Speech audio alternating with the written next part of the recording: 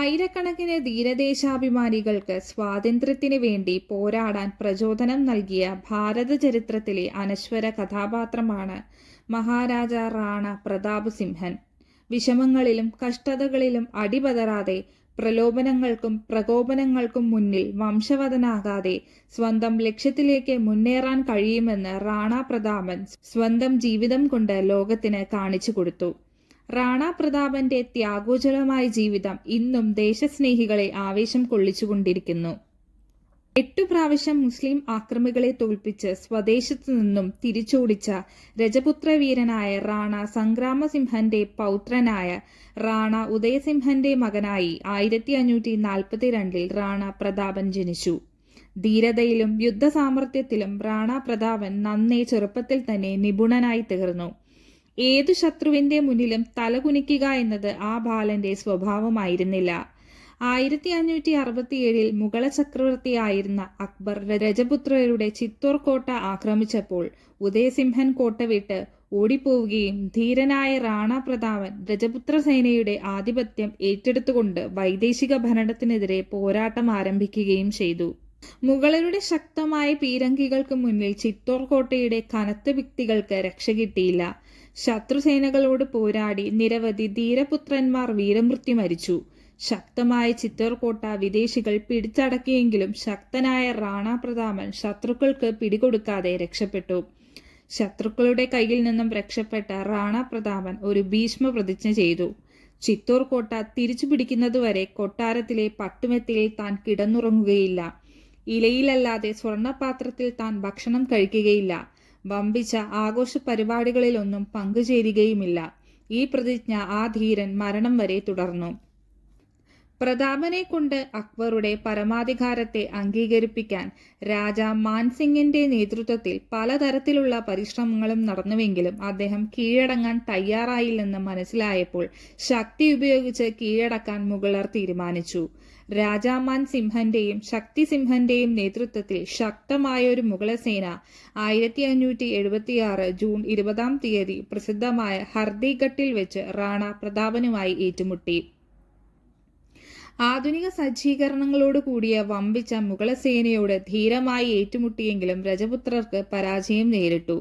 നിരവധി വീരസാഹസിക കൃത്യങ്ങൾക്കു ശേഷം രജപുത്ര സൈന്യം കീഴടങ്ങി. എന്നാൽ ധീരനായ റാണ പ്രതാപൻ കീഴടങ്ങിയില്ല. ശത്രുക്കളെ കബളിപ്പിച്ചുകൊണ്ട് അദ്ദേഹം രക്ഷപ്പെട്ടു. ഈ പ്രയാണത്തിന്റെ ഘട്ടത്തിലാണ് നിരവധി യുദ്ധങ്ങളിൽ റാണ പ്രതാപനെ രക്ഷപ്പെടുത്തിയ ചേതക് എന്ന പടക്കുതിര ചത്തുവീണത്. സുപ്രസിദ്ധമായ ഹർദിഘട്ടിലും മുഗളസേനയ്ക്ക് വമ്പിച്ച നേട്ടങ്ങൾ കൈവരിക്കാൻ സാധിച്ചുവെങ്കിലും ധീരനായ റാണ പ്രതാപനെ കീഴടക്കാൻ കഴിയാത്തതുകൊണ്ട് അക്ബർ ചക്രവർത്തി നിരാശനായി. മുഗളരോട് നേരിട്ട് ഏറ്റുമുട്ടുന്നതിൽ അർത്ഥമില്ലെന്ന് മനസ്സിലാക്കിയ റാണ പ്രതാപൻ ഖറില്ല സമരമുറ സ്വീകരിച്ചുകൊണ്ട് മുഗളർക്ക് നേരെ ശക്തമായ ആക്രമണങ്ങൾ അഴിച്ചുവിട്ടു. പ്രതാപനെ എന്തു വില കൊടുത്തും കീഴടക്കണമെന്ന ലക്ഷ്യത്തോടെ അക്ബർ പരിശ്രമങ്ങൾ ആരംഭിച്ചു. എന്നാൽ റാണ പ്രതാപൻ രഹസ്യ കേന്ദ്രങ്ങളിലേക്ക് മാറിക്കൊണ്ട് ശക്തമായ പ്രഹരങ്ങൾ നൽകിക്കൊണ്ടിരുന്നു. റാണ പ്രതാപന്റെ വീരസാഹസിക പ്രവർത്തനങ്ങൾ ജനങ്ങളെ ആകമാനം അത്ഭുതപ്പെടുത്തിക്കൊണ്ടിരുന്നു. ഈ വീരകൃത്യങ്ങൾ അക്ബറുടെ പടയാളികളെയും രാജസദസ്സിലെ പ്രസിദ്ധരെ പോലും അത്ഭുതപ്പെടുത്തി. അക്ബറുടെ സദസ്സിലെ മിർസ അബ്ദുൾ റഹീം പോലും അദ്ദേഹത്തിന്റെ വീരകൃത്യങ്ങൾ പ്രകീർത്തിച്ചുകൊണ്ട് കവിത എഴുതി റാണ പ്രതാപന് അയച്ചുകൊടുത്തു. റാണ പ്രതാപന് വമ്പിച്ച കഷ്ടതകളും ത്യാഗങ്ങളും അനുഭവിക്കേണ്ടി വന്നു. അന്തിയുറങ്ങാൻ ഒരിടമില്ലാതെ, വിശപ്പടക്കാൻ മാർഗങ്ങളില്ലാതെ കാട്ടിൽ അലഞ്ഞു തിരിയേണ്ടി വന്നു. കായികനികൾ തിന്ന് വിശപ്പടക്കി ഗുഹകളിലും വൃക്ഷച്ചുവടുകളിലും കിടന്നുകൊണ്ട് ആ ധീരനായ ചക്രവർത്തി ജീവിച്ചു. സ്വരാജ്യം നേടിയെടുക്കുന്നതിന് വേണ്ടി ധീരനായ റാണ പ്രതാപൻ അനുഭവിക്കുന്ന കഷ്ടപ്പാടുകൾ അറിഞ്ഞ് ദേശസ്നേഹിയായ ഭാമാശയുടെ ഹൃദയം തകർന്നു. പണമില്ലാതെ കഷ്ടപ്പെടുന്ന ആ ധീരനെ രക്ഷിക്കാൻ ത്യാഗവര്യനായ ഭാമാശ രംഗത്തിറങ്ങി. 25,000 പടയാളികൾക്ക് 12 വർഷം യുദ്ധം ചെയ്യുന്നതിനാവശ്യമായ വമ്പിച്ച ധനശേഖരം അദ്ദേഹത്തിന്റെ കാൽക്കൽ അർപ്പിച്ചുകൊണ്ട് സ്വദേശത്തിന് വേണ്ടി പോരാടാൻ ആ ദേശഭക്തൻ റാണ പ്രതാപനോട് ആവശ്യപ്പെട്ടു. ഇത് കണ്ട് റാണ പ്രതാപൻ വികാരഭരിതനായി നിശബ്ദം നിന്നുപോയി.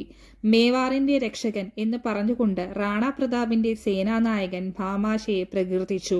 ആവശ്യമായ സമ്പത്ത് ലഭിച്ചതോടെ റാണ പ്രതാപന്റെ ഉത്സാഹം വർദ്ധിച്ചു.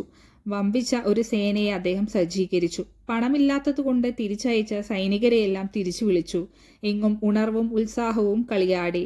റാണാ പ്രതാപൻ എന്നേക്കുമായി മേവാർ വിട്ടെന്നും ഇനി പേടിക്കാനില്ലെന്നും കരുതി മുഗളർ ഒതുങ്ങിക്കൂടിയ അവസരത്തിൽ ഇടിമിന്നൽ പോലെ പെട്ടെന്നുള്ള ആക്രമണത്തോടെ അദ്ദേഹം തിരിച്ചടിച്ചു. ദാഹറിൽ നടന്ന ഉഗ്രൻ പോരാട്ടത്തിൽ മുഗളസേന ഛിന്ന ഭിന്നമായി. ദാഹറിലെ ആദ്യ വിജയത്തിന് ശേഷം രജപുത്ര സേന ധീരമായ മുന്നേറ്റം ആരംഭിച്ചു. ശത്രുക്കളെ കീഴടക്കിക്കൊണ്ട് നഷ്ടപ്പെട്ട കോട്ടകൾ ചിത്തോറും മണ്ഡൽഗർ കോട്ടയും ഒഴിച്ചുള്ളവയെല്ലാം പ്രതാപൻ പിടിച്ചെടുത്തു.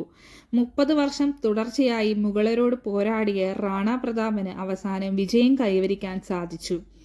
അക്ബർ നിരവധി ധീരന്മാരോട് ഏറ്റുമുട്ടിയിട്ടുണ്ടെങ്കിലും നിരവധി നാട്ടുരാജ്യങ്ങൾ പിടിച്ചെടുത്തിട്ടുണ്ടെങ്കിലും റാണാ പ്രതാപനെ പോലെ ഒരു ധീരനെ അദ്ദേഹത്തിന് കാണാൻ കഴിഞ്ഞിരുന്നില്ല. ഭക്ഷണ സാധനങ്ങളൊന്നും ലഭിക്കാതെ കായ്കനികളും കിഴങ്ങുകളും തിന്ന് ജീവിക്കേണ്ടി വന്നിട്ടും തൻ്റെ ലക്ഷ്യത്തിൽ നിന്നും ഒരണു പോലും പിന്മാറാതെ പ്രവർത്തിച്ച റാണാ പ്രതാപനെ പോലുള്ള ഒരു രാജ്യസ്നേഹിയെ ലോകചരിത്രത്തിൻ്റെ ഏടുകളിൽ വീണ്ടും കണ്ടുമുട്ടുക പ്രയാസമാണ്. 30 വർഷക്കാലം സ്വരാജ്യനും സ്വധർമ്മത്തിനും വേണ്ടി പോരാടി വിജയം വരിച്ച ആ ധീരസാഹസികൻ 1597 തൻ്റെ 55-ാം വയസ്സിൽ മരണമടഞ്ഞു.